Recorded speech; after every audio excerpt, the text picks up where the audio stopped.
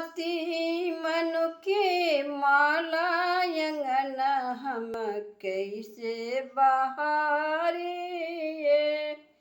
गिरे मोती मन के माला अंगन हम कैसे बहारे है।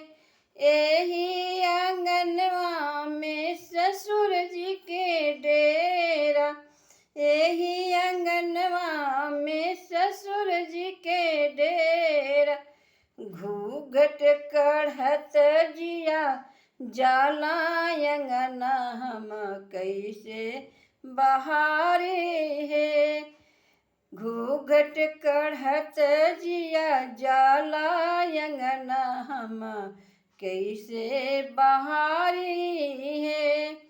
गिरे मोती मन के माला अंगना हम कैसे बहारे है।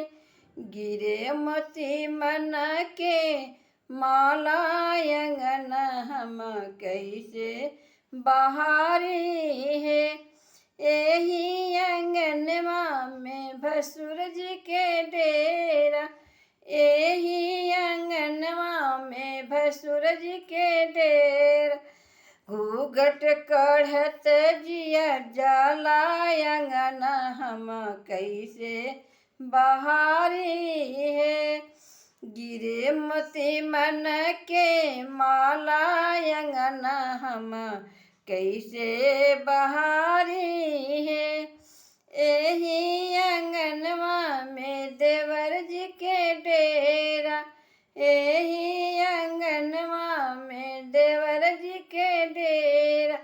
हंसिया करत जिया जाला अंगना हम कैसे बहारे है। घसिया करत जिया जाला अंगना हम कैसे बहारे है। गिरे मोती मन के माला अंगना हम कैसे बहारे।